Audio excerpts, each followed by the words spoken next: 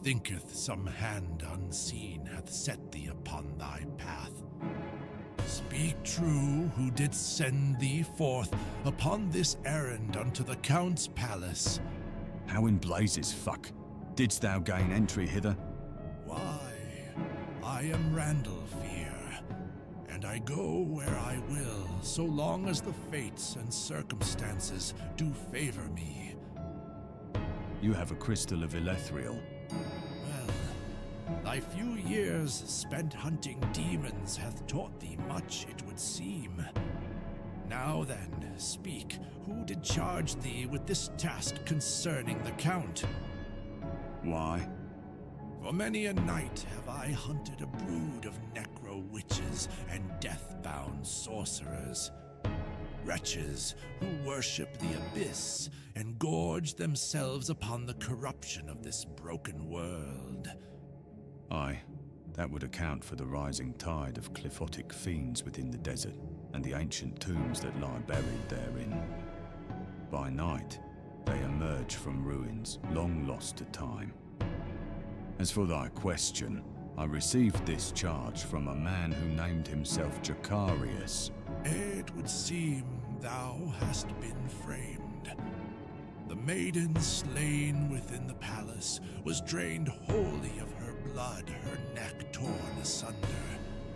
They are far more organized than aforetime, as thou mayest have noted from thy recent experience. What of my bounty? I slew not the girl. Ah, aye. The Count is believed to be a vampire. What of my bounty? I slew not the girl. Ah, aye. The Count is believed to be a vampire, one of the Sulturus Sanguinus. Priests, pilgrims, and mages have gone missing in those parts, or else are found nearby, lifeless. It would seem he slayeth those possessed of the strength to stand against the Qliphothic demons. As I have said, they are more organized than ever before. The Count must surely be a servant unto one of the deacons of the deep. It would seem he hath used the maiden's death to frame thee, and thou didst arrive at the most ill-fated hour. The High Guard claimeth thou didst drain her blood in some fell rite, and hast since fallen into madness. I came seeking the Qliphothic servant of whom Jacarius spake, yet found naught but the stench of blood and foul ruin. Then did I hear a scream. I hastened round the rear, and there she lay. Pilgrims upon the road heard it as well. They came upon me standing o'er her body, and carried word unto the guard. By the time I reached the road's end, a blockade stood fast. There was naught I could do. Aye, it would seem the courts yet bear their spite for demon hunters, though thou art the last of them. I know of thy lineage, of Memtet, and of thy fallen village.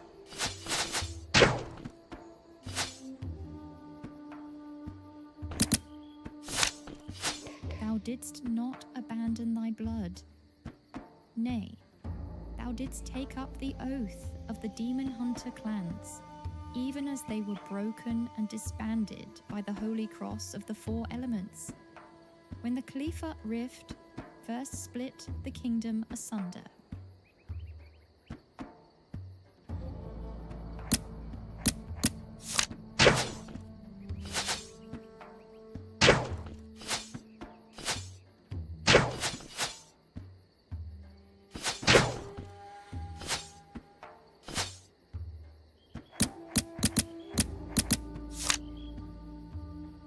When the Qlipha rift opened and haunted your village, you fled into the desert east and met a merchant family that took you in.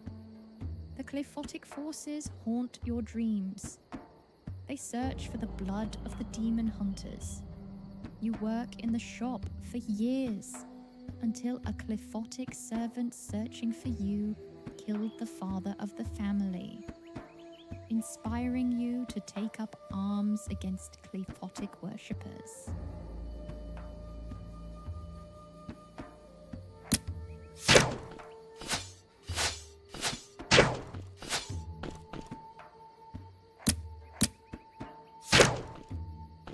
When the Qliphothic host laid waste to thy village, thou didst flee into Thymor, where two elves, Aelther and Silvienia, took thee in and taught thee the arts of elemental magic and alchemy.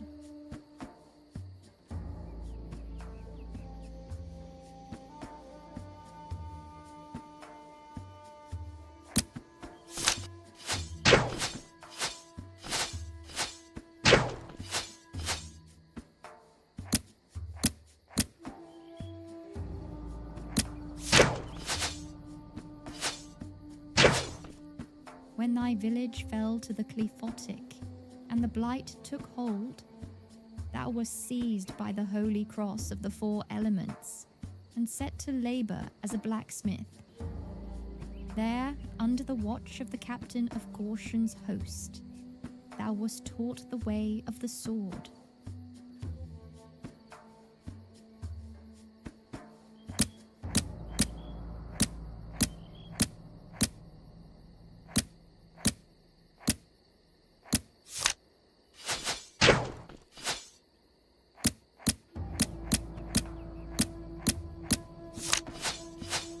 When the Cliffotic host laid waste to thy village, thou didst flee into Thymor, where 2 elves, Arthur and Silvienia, took thee.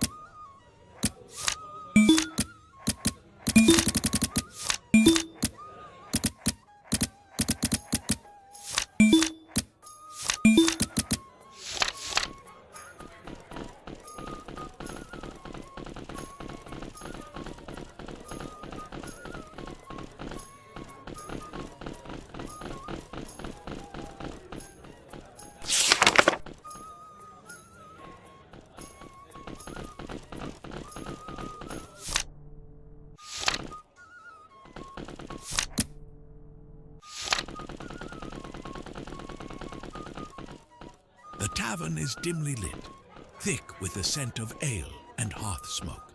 In a shadowed corner, apart from the shoom of common folk, sitteth a lone elf hood.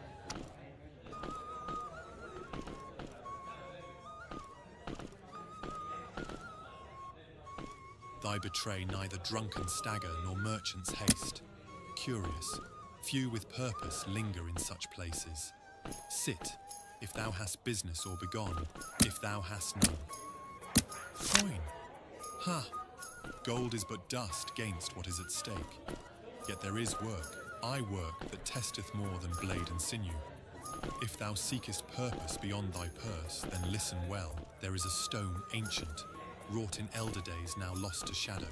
My kin keep watch o'er such things within our town. The tavern is dimly lit, thick with the scent of ale and hard smoke. In a shadowed corner, apart from the shoom of common folk.